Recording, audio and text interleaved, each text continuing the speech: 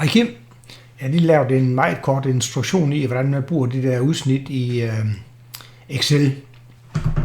Det første du skal huske, det er, at hvis du importerer nogle data fra databasen, så kommer det ud som en XLS-fil.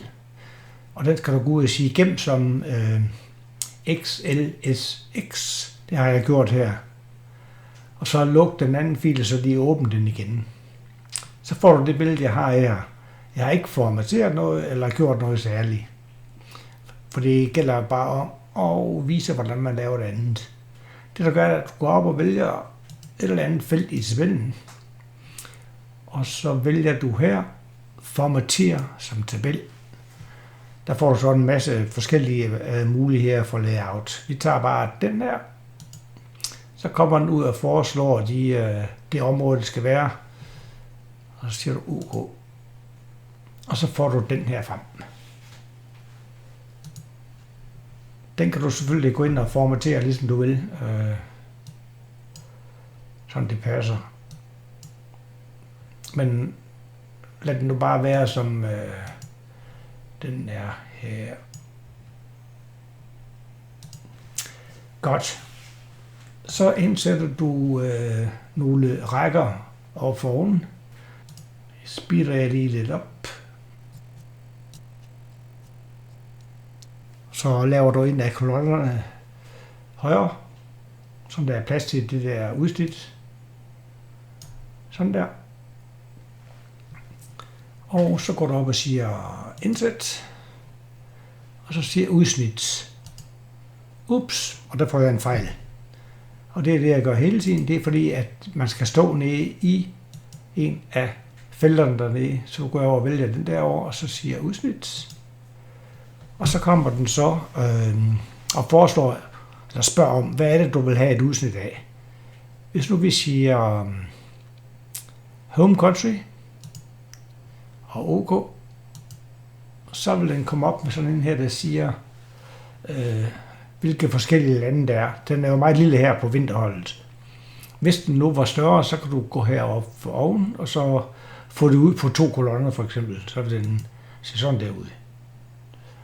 Vi nøjes bare med 1 kolonne her, og så kan du lige stille den på plads, og så flytte den op i det område deroppe. Så prøver vi igen at udsætte det, så siger vi indsæt, der var det, undskyld, udsnit, se det var land, så kan vi sige host district, og OK. Og hvis du så, mens du har den her, vil have en anden farve på, så kan du gå op og vælge det deroppe. Og sådan. Og så kører den derop, og så flytte den derhen, hvor du gerne vil have den. Hvis du nu går ind og trykker på 1450 for eksempel, så vil du få de studenter, der er i 1450. Og gå op på krydset for at fjerne den igen. Så du vil se, hvem der er fra New Zealand. Trykker du over på New Zealand, så kommer der kun dem frem fra New Zealand. Det her det er selvfølgelig meget simplificeret, men altså, det er jo det samme, man gør, hvis man har en kolonne med rigtig mange muligheder i. Selvom du der har du selvfølgelig mulighed for at gå ind og justere på dine kolonner. Og formatere alt det, som du plejer at gøre. Men det er egentlig så simpelt, som det er, Kim. Hvis du så gerne også vil have en linje, der ligesom viser antallet af studenter på det, man har valgt, så kan man lave en linje med en formel i. Det første, man skal gøre, det er, at man skal tage og vælge en kolonne her. Og så skal man sige formler, definere navn. Der står så YEP number, siger vi OK. Nej, vi skal have den YEP, det er lettere. YEP. OK. Så kan man jo gå ind og skrive et eller andet.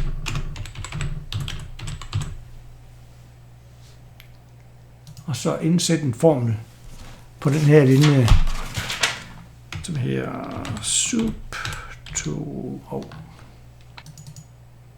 så 103. Semikolon, det navn, vi gav den. UIP. Sådan der. Nu står der så, at der er 19 i alt, og hvis jeg går ind og vælger for eksempel Australien, så vil den så vise, at der er 15 fra Australien, så der er Argentina 2, New Zealand 3. Det kan man selvfølgelig lege rundt med, ligesom man vil, Kim.